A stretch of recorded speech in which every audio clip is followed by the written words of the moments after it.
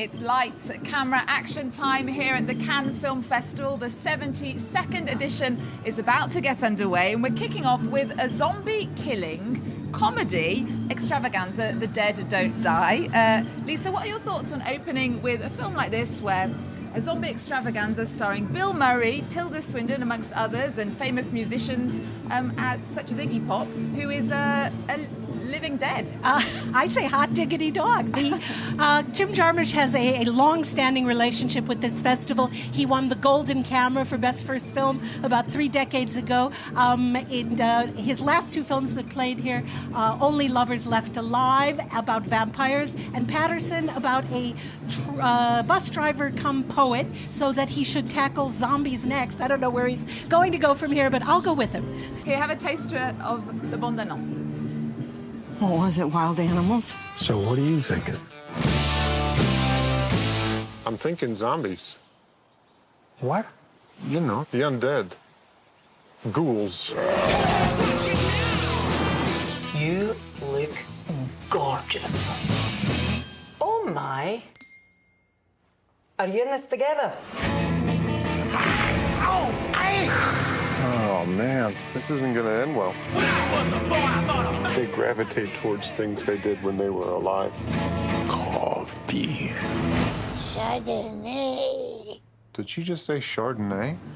The Dead Don't Die is among 21 films in competition this year, and the big guns are really out in this edition of the Cannes Film Festival. 5 of the directors have already won the big prize in previous years, the Palme d'Or. It's quite a lineup, isn't it? Well, the fact that 5 of the contenders this year have already won the Palme makes it seem like it's not that hard to get one. But in fact, it's quite a feat. And why wouldn't the festival see the latest work by Ken Loach of the UK, Quentin Tarantino of the US, the Dardenne brothers of Belgium, Terrence Malick of the US, and Abdelatif Keshish representing Tunisia and France. But all of those people were unknowns once. In fact, the Dardennes, the first time they won, nobody had heard of them outside of Belgium. Now they're major names in international cinema. So what a lot of us come to the festival for is not only to see our old favorites and see what they're up to, but to see the names that we'll be following for years to come.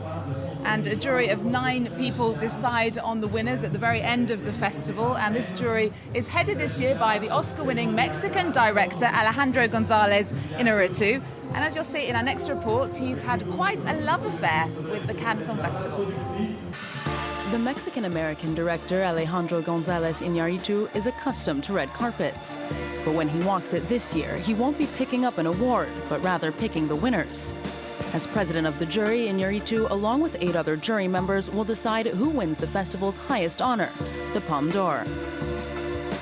Born in Mexico City in 1963, Iñárritu started out as a radio host before testing the waters of filmmaking by composing soundtracks.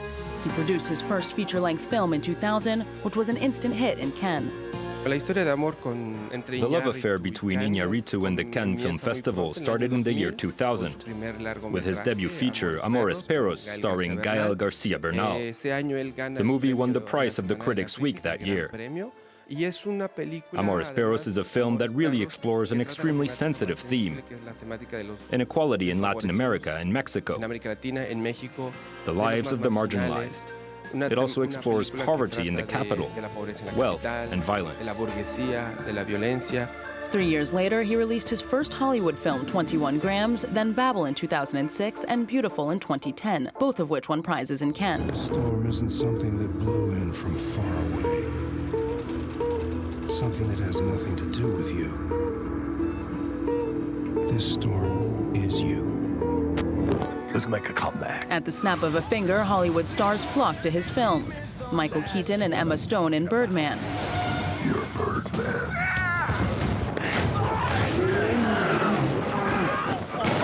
Then Leonardo DiCaprio in The Revenant, for which the Titanic actor finally won his first Oscar.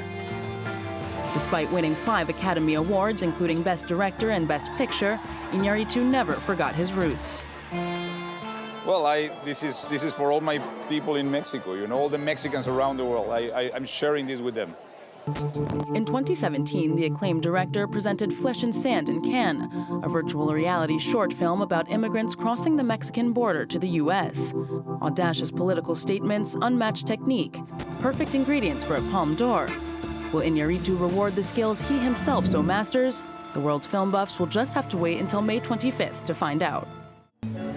Well, there's always a bit of controversy here in Cannes, Netflix being banned from the festival, and criticism that there are only 4 women out of 21 directors in the competition. And there's also been a lot of criticism this year about the festival's decision to honour the French actor Alain Delon. Lisa, tell us why. Well, like any self-respecting journalist, I am absolutely for unfettered free speech. In this case, I'd be happy if people didn't create polemical situations where there don't need to be any. But there's a petition circulating against giving Alain Delon this recognition because they think he's spoken out of turn and perhaps treated some people badly in the course of his career. To that I say, he is a gift to the universe. The way he behaves in private has very little to do with the fact that he's appeared in over 90 films, some of them masterpieces, worked with the world's greatest directors, and helped produce about 40 films. And for me, short of kicking a small dog up those steps the night of his tribute, I don't see why we can't separate the magnificence of his performances from the award. Well, the director of the festival agrees with you, Lisa, Thierry Frémaux. He defended the decision to honour Alain Delon, who has in the past made controversial comments about homosexuality and slapping women. What I have noticed is that it's difficult today to reward or honor someone because straight away the political police, as you just did, ask a question specifically to make me respond, so that people can pick apart what I said, which could give the impression that, well, clearly the Cannes Film Festival condemns certain behaviors. But the Cannes Film Festival does not condemn freedom of expression. Well, there are so many things that look exciting this year, Lisa. What's sparking your interest? Oh, if I have to narrow it down, of course, Quentin Tarantino's Once Upon a Time in Hollywood, of course, 25 years ago. Right here, he won the Palme d'Or for a little film called Pulp Fiction, and the world has known his name ever since. Set in the late 60s, what could be bad? A film I'm very much looking forward to is a feature animation called I Lost My Body, in which a hand that has been severed from a young man braves all of Paris to try and get back to him, remembering the things that they did together before they were parted. And of course, 1966, Claude Lelouch, the writer-director, has now made 49 films, and the 49th one is a sequel 53 years later to A Man and a Woman. He won the Palme here for A Man and a Woman, and this is an extraordinary stunt, but I also think it's going to be touching and romantic. The 2 stars of that movie are still very much with us in their 80s, Jean-Louis Trintignant and Anouk Aimée, and in this new film, they meet up again. So the top 3 on my list are the documentary about Diego Maradona, who is very excitingly going to be here on the red carpet for this film, which is directed by Asif Kapadia, who actually did the Amy Winehouse film a few years ago. I'm also looking forward to the Elton John biopic, because that artist is going to be here. Apparently it's a portrait of the singer, warts and all. He actually produced the film, and who knows, he might even play the piano on the red carpet for us. Let's take a look at that film. Can you even play the piano in those? Let him know who you are.